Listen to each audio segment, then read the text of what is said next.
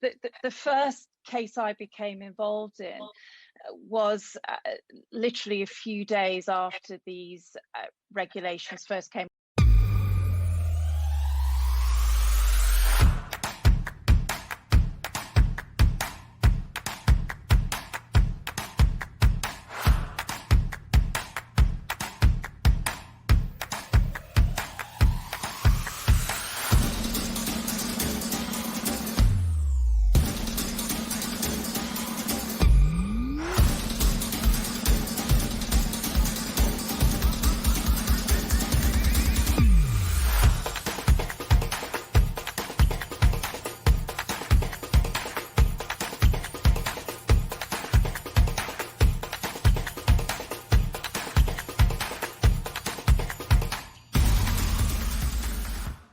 To force on the 26th of March 2020, and that became quite an emblematic case of a young woman standing her own at a train station in Newcastle, and that first highlighted the misuse of the law in that the wrong act was applied, and then there were further very concerning misuses of powers in that she was detained for 2 nights in cells.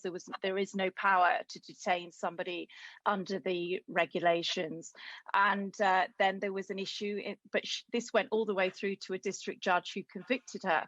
So that is an example. And then there were subsequent examples similar to that, where the right regulations were used, but from the wrong jurisdictions. The Welsh laws were applied in England for a case in Oxford. Those are two examples in the early days. Now, the points from that, I think there's 2 headings here. Firstly, we should not still be under emergency regulations.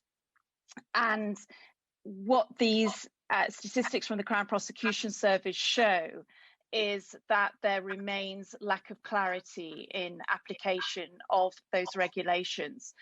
The specific on is, in fact, the regulations, the latest statistics show that 25% of prosecutions or charges rather under the coronavirus regulations were wrong. And we haven't got any more analysis than that. Now, that is in itself very concerning because there are safeguards there and that lawyers are reviewing them. 100% of prosecutions under the Coronavirus Act to date have been wrong. That shows to me that there is a very strong case to repeal that section that continually is being used wrongly and unlawfully against members of the public. So I think the statistics aren't usual within a criminal justice context. It's not usual at all to repeatedly see the law being unlawfully applied. What it does demonstrate is that the safeguards are not working within the criminal justice system, and it also demonstrates that where there are no safeguards, which applies where fixed penalty notices are applied, where there's no lawyer overseeing them, that it's highly likely that there are thousands of those that have been unlawfully issued.